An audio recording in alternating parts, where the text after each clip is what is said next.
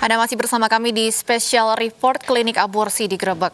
Pemirsa, aborsi di Indonesia sebenarnya telah jelas diatur dalam undang-undang.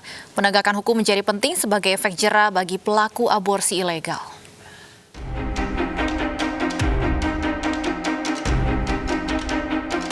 Maraknya praktik aborsi ilegal seakan menjadi mata rantai yang tidak bisa diputus.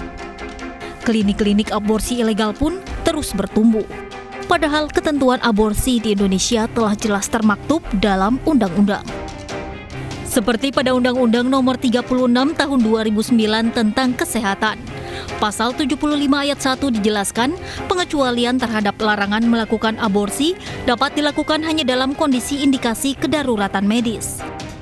Di antaranya telah dideteksi sejak usia dini kehamilan yang dapat mengancam nyawa ibu dan keselamatan janin. Selanjutnya diizinkan jika kehamilan diakibatkan perkosaan yang dapat menyebabkan trauma psikologis bagi korban perkosaan.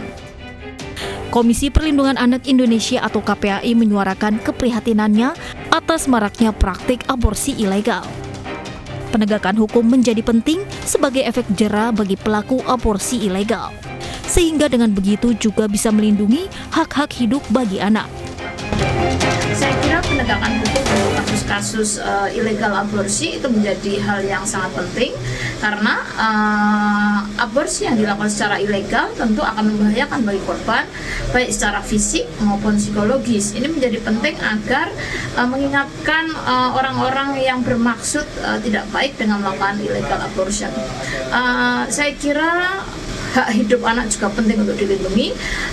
Illegal abortion itu tidak mempertimbangkan hak psikologis pelaku aborsi dan itu sebenarnya sudah diatur di dalam. Bagi mereka yang melakukan praktik aborsi ilegal, bisa dijerat pasal berlapis dengan ancaman hukuman maksimal 10 tahun penjara.